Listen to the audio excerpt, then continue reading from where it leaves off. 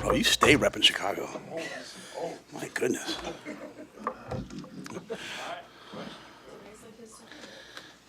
Oh, that's right, the draft. Big time. All right, what y'all got?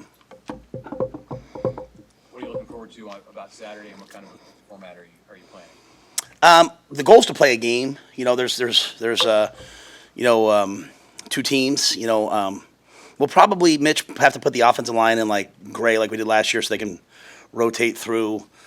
It'll come down to depth. Receivers, if we have enough guys at receiver. A lot of guys, have been limited, like Malachi and them. They can't get hit. They practice for us, so.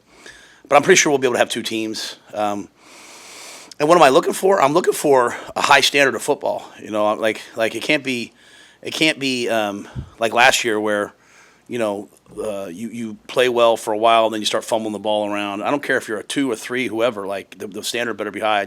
So if it's ugly, then we didn't accomplish what we wanted to accomplish this spring, right? So I'm expecting us to play really good football, and I look at this.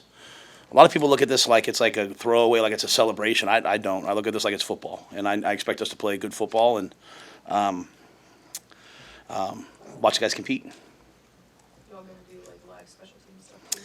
We probably won't do live special team. Like last year, we did the XFL kick,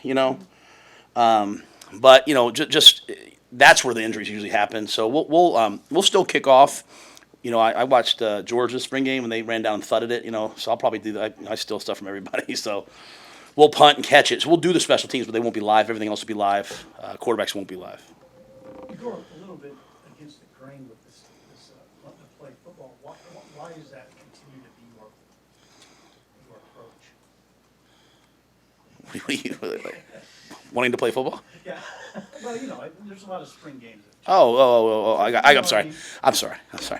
I mean, I don't know, like, between opt-outs and all that, I don't know when playing football became like when it became bad, I mean, most of our guys want to play. Even the guys I hold out, they're usually like, can I play? So we were doing situational football today, and Tommy Hill, practice is over, and he's like, ones have to go again, and so I said, okay, great. So, I mean, I was in the NFL, on Wednesdays there, we do like good on good to start practice, and Brian Burns, who's about one of the best pros, most competitive guys I've ever been around. He's coming up on a contract year, and he's like, Coach, let's go ones on ones again.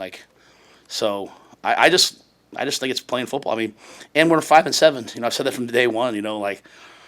When we're someday 12-0, and hey, we gotta, we're 5-7. We gotta earn everything we get. So I've never not done this. So I can't imagine. And I think for a lot of our young players, what an unbelievable opportunity to play. They haven't played in Memorial Stadium, so what an opportunity for them to go out there and play in front of their family and friends and show what they can do. So I'm excited.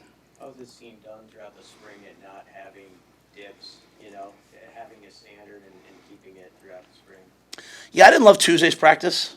I didn't love it. I wasn't super happy about it. But I think that's the only time I felt that way. I thought, as I said, the defense did not have a good day on Saturday. So I expect Tony to come out raring on this Saturday. So, yeah.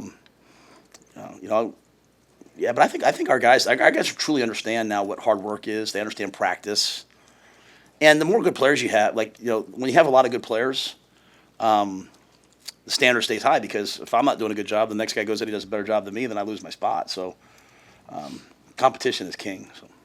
Will you hold out the standard veteran players that you've talked about having held out of the scrimmages earlier this week?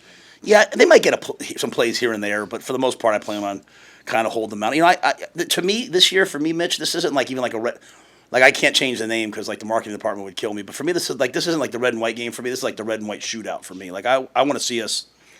I know we'll be able to run the ball. I want to see if we can throw the ball. I want to see if we can catch the ball. I want to see if we can, exercise, engage in 2 minute. I'll probably be a lot of no huddle 2 minute type. Even though we'll play the normal game, I'll just say, hey, kind of like in an NFL preseason. Sometimes you're like, hey, it's the last series for the ones that's treated like 2 minutes, so they get ready for end of game stuff. I'll probably do a lot of that. I want to see if we can throw, catch, rush the passer.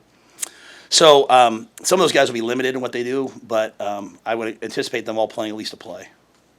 How do you expect freshman quarterbacks to handle that sort of red and white shootout?